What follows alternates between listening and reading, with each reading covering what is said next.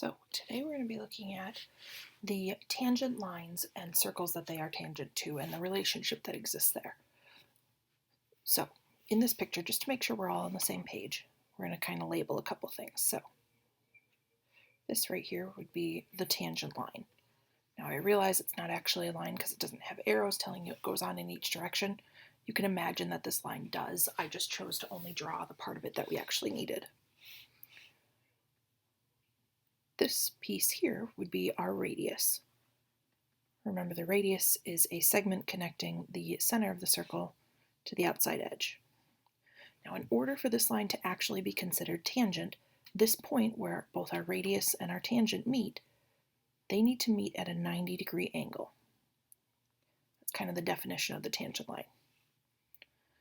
Now, we have a second radius in this picture, right over here. Now, whatever the measure of our first radius is, the second one needs to be the same, just because that's the definition of a circle. Now, this piece missing on the outside edge here, from here to here, is a large part of what we're going to be messing around with today and practicing with and figuring out how to solve for. So, those are the pieces. Now, hopefully you're noticing that we've kind of created a right triangle here. Got the right angle in the corner, 3 segments connecting to make a triangle. So we're going to be using the Pythagorean Theorem.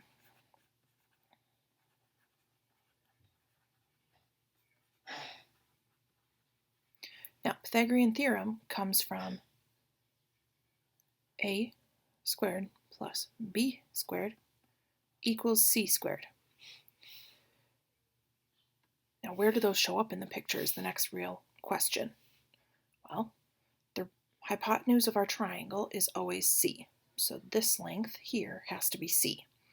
Now, how did I know it was that one?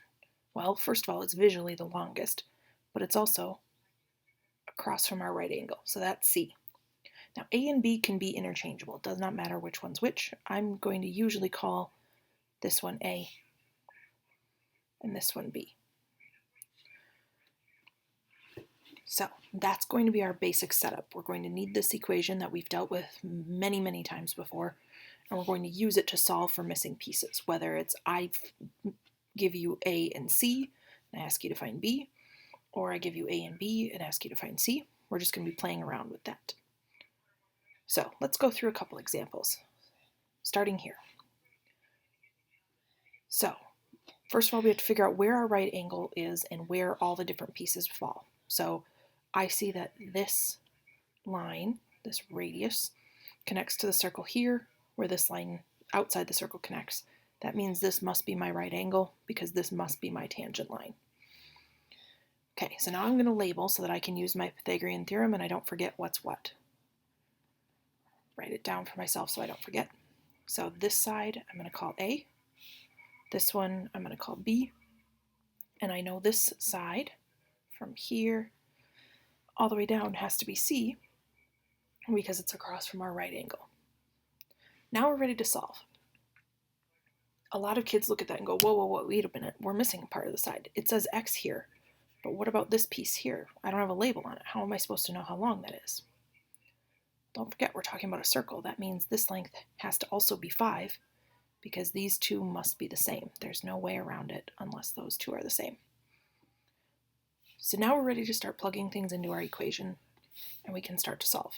So A is 5. B is 12. Now C can be a little bit confusing. A lot of kids immediately want to write that as 5x, but that's not what that is. This is saying the length of 5 plus this length out here, which is x. So I need to write that as 5 plus x or x plus 5. Either way is perfectly fine. So now we're ready to start solving. So the first thing I need to do is get rid of my exponents. I'm going to simplify these numbers. So 5 squared would be 25 because 5 times 5 or 5 squared is 25. Then I'm going to do the same there. And I get 144. Now your initial gut reaction may be to try and get rid of the squared on this side, but that requires us using the box method, which is fine, but in this case it's not really necessary. So on the left side of the problem, I'm going to add together my 25 and 144 to get 169. Then, on this side, I've got x plus 5 squared equals 169. We're going to be using our order of operations to start to solve this problem. Now, remember when we're dealing with order of operations, if I see an equal sign, that means I'm actually working backwards rather than forwards. So the first thing I would need to do is get rid of any adding or subtracting first. I can't really do that because it's inside the parentheses, which means I can't get there yet. Then I'd get rid of any multiplying or dividing. Same thing, can't get there, there's nothing going on yet that requires multiplying or dividing. So I'm going to get rid of my exponent. How do I get rid of a squared? Well, inverse operations tells us we use a square root. So I'm left with positive or negative 13 equals x plus 5. Now don't forget, when we talked about square roots, there are technically two solutions. There's the positive version and the negative version of the same solution. So the square root of 169 could be positive 13, but it could also be negative 13. So for now, I'm going to keep both of them. Eventually, we'll talk about what you need to kind of focus on there. All right, now I'm ready to solve. So going backwards, since we got all the way to our exponent, we're ready to solve the parentheses, which means subtracting 5. So I have negative 5 plus or minus 13 equals x. So this leads me to two solutions. One where it's negative 5 plus 13, and one where it's negative 5 minus 13. So this side gives me positive 8, and this side gives me negative 18. Now before you just accept the fact that there are two answers, we need to think about what we're talking about here. This is geometry. We're talking about lengths. Is it possible to have a negative length? Think about it logically. We can't really have a negative length. Yeah, you can go backwards, but you're still going a distance, which would be a positive amount of distance, just in a different direction. So this negative solution doesn't make sense. Our answer has to be 8. Now, a lot of kids want to immediately jump and say, well, then why do I need to even care about this negative sign? Sometimes it's not going to be the answer you think that's the negative answer. So make sure you get all the way to the end before you determine which answer to get rid of. So let's try that again. So I've got a triangle drawn out here. I'm going to start with my Pythagorean theorem, a squared plus b squared equals c squared. Now I need to determine which sides are which. So longest side here is across from our right angle, so that must be c. And I'm going to switch it up this time. I'm going to make this b and this a. Can I do that? Absolutely. A and b are interchangeable. Now, I noticed that I was not given this length yet again, so that means I need to put it in. We know that the two radii need to be the same length, which means this side also has to be 10. So a is our x squared plus b is 10 equals our c side. Now I could write this as 10 plus 16, or I could just write it out as 26 right away. Either way is fine. So x squared plus 10 squared equals 26 squared. I'm ready to start solving. X squared plus 100, because 10 squared is 100, equals, and then 26 squared, which is 676. Now I can start to solve. So again, order of operations says that we work backwards. I get rid of any adding or subtracting first. So I'm going to subtract, use an inverse operation to get rid of this 100. And with x squared equals 576. I would move on to multiplying or dividing, but there isn't any. On to getting rid of the exponent. So I get rid of a square or a squared by taking a square root. So x equals, then I would take the square root of 576, and I get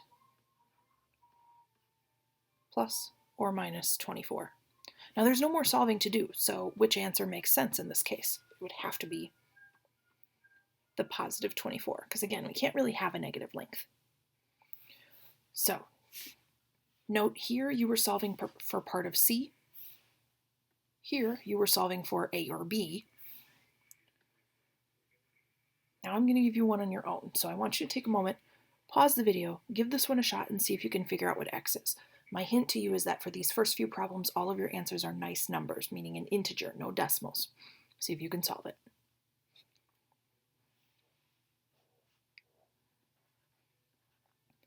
Okay, I'm assuming you actually paused the video and went through and tried this out. Maybe not. But I've set up my a squared plus b squared equals c squared. Now I need to figure out which sides are which. So I've got a right angle here. This is the a value, b. This is c. Is it okay if you had a and b backwards? Absolutely. Remember, those are interchangeable. So now I'm ready to plug in. So a is 4, b is x, and how long is c? It would have to be 4 plus 1 squared, which would be 5.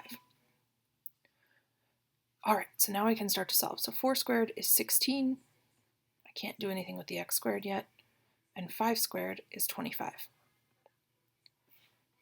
Following my order of operations, we've got an equals sign, which means I'm working in reverse. Get rid of any adding or subtracting first. So I'm subtracting the 16, and I get x squared is 9. Get rid of any multiplying or dividing. Again, I don't have any. So now I'm ready to square root both sides. And I get x equals positive or negative 3. Again, the negative one doesn't make any sense because we're talking about length, so x would have to be 3. So it's a whole lot of work with Pythagorean Theorem, and we're just dealing with the idea of what do the missing lengths have to be and plugging things in and solving. So from here you will be heading on to a little bit more practice.